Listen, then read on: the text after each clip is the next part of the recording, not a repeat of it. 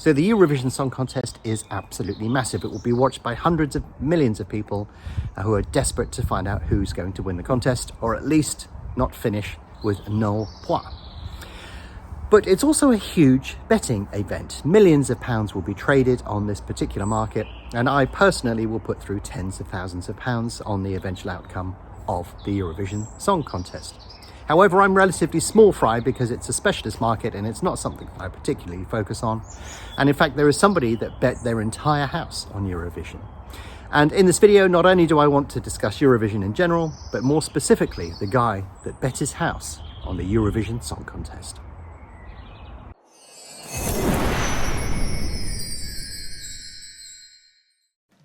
So I first became really interested in the Eurovision Song Contest in 2006, and the thing that caught my eye was not only were there millions getting matched on the Eurovision Song Contest, but also there was a group there called Lordi that seemed to capture the imagination of the public.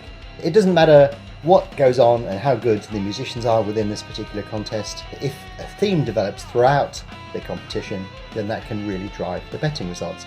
And it just looked like an obvious opportunity to me. So I started actively betting on this in 2006. So every time Eurovision comes around, I'm primed to do some betting and trading. And it's important, if you're going to do anything like that, to understand that there are three distinct spells within the Eurovision Song Contest. When the individual countries perform their song, that will nudge the price up or down within the betting market based upon how they've performed, but also the running order will have some impact on that as well.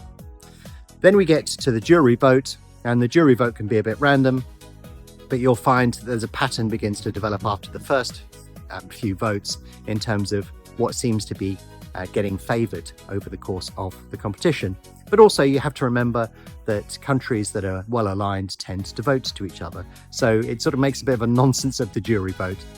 And then we get to the public vote. And the interesting thing about the public vote is that necessarily doesn't reflect what's going on within the jury vote. It's very often, there seems to be very little correlation between what the jury is saying and what the public would like to win. But yeah, every year I go in there and I will look at how the market unfolds, and I'll look at that over the course of the time to take account of how individual countries and voting patterns will affect the odds over a period of time. But there are actually a whole range of things that you can look at that will give you some guidance in terms of whether you want to bet or trade on Eurovision. And this was how I came across this particular story of the guy that bet his entire house on the Eurovision Song Contest.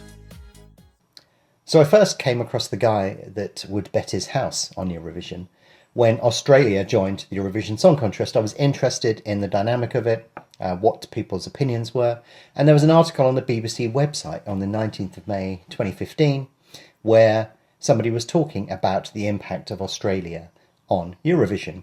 The guy's name was Daniel Gould. He was quoted as being a Eurovision analyst, and I'm always really skeptical of people who comment on things unless if they have skin in the game. If you've got money on something, you're likely to talk about it with authority. If you haven't, it means nothing to you. But as it turned out, Daniel did actually have a lot of money on it, and therefore his opinion was worthwhile. So let's understand a bit more about Daniel Gould. So reading up on Daniel led me to a couple of things. The first one was an article in the Times where he was talking quite openly about what he was doing in 2010. It also mentioned he was 34 and a history teacher, so he was doing all of his betting on the side, as it were. But he was explaining that last year he was on Moldova and made a profit of nearly 13,000.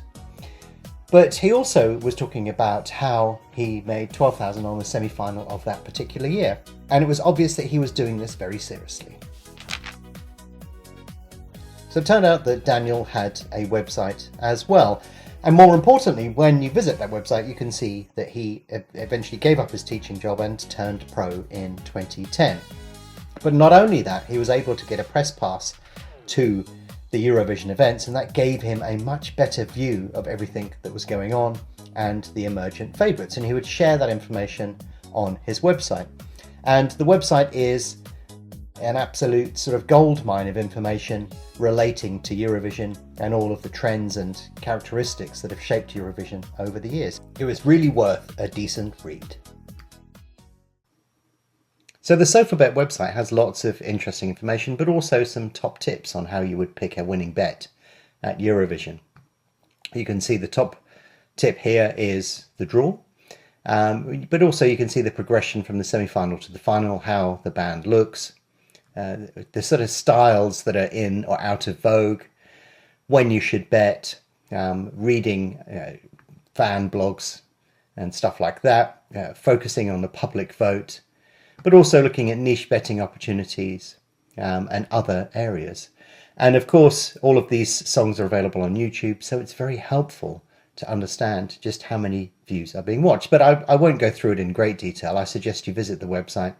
And also these tips were updated in 2014, so you can find more information on those and how things have evolved from there. So yeah, it's worth visiting the site. I don't want to steal their thunder and go through each one of them. I suggest you give it a visit and have a read for yourself. So let's review some of Daniel's big moments in the Eurovision Song Contest and some of the big bets he placed and how he actually risked his house on a song.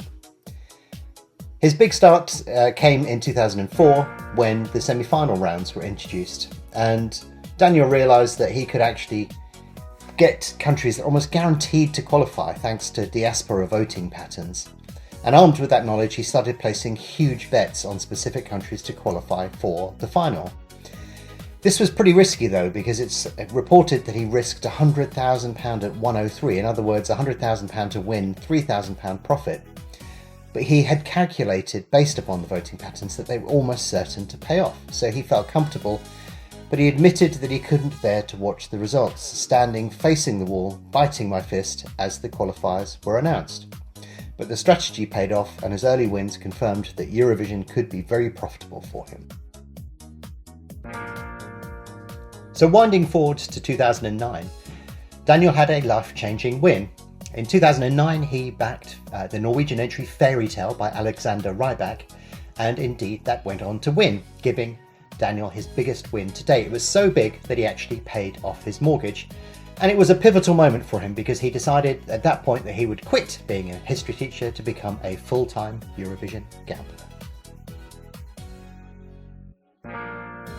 So from 2010 onwards, this was his job. He was a full-time Eurovision gambler.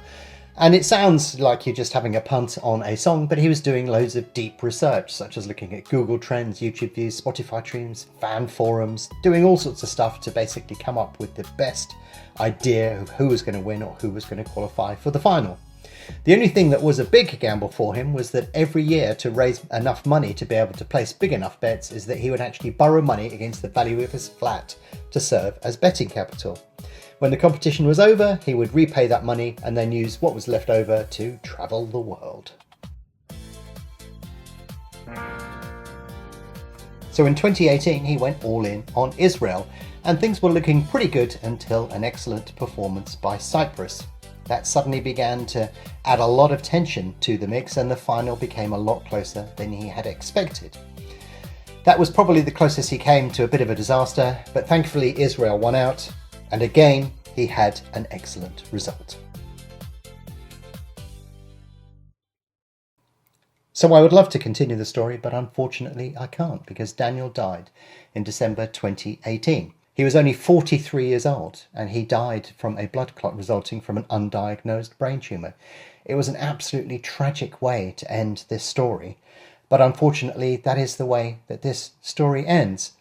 If you visit the Sofabet website, you can see a memoriam to him there and a discussion of how the website started and all of the things that he did there, and of course all of the information that he gained and the knowledge that he picked up over those many years of betting on Eurovision. He was kind enough to share on that website.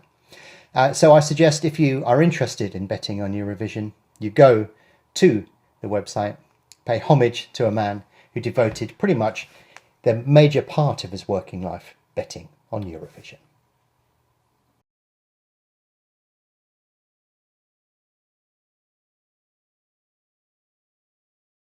So the Eurovision Song Contest is an absolutely massive betting event. Strange, but true. And if you want to take it to the next level, have a read of all the content that Daniel produced, because that is, I think, really good quality stuff. And if you're interested in what's going to influence the betting patterns and how, then that will give you a good steer. And as Daniel shows, if you want to specialize in something, then maybe you could even risk your house on it, although that's maybe something I suggest that you don't do. That was certainly an incredible risk to take, but it obviously worked out for Daniel. It's just such a shame that he wasn't able to continue that and that his life ended prematurely. It was a real shame. When I read up on all of the information that he'd done, all of the things that he did, it was a bit of a shock to see that that's how it all ended. Anyhow, Eurovision is coming up, and that's how I suggest you bet and trade on it.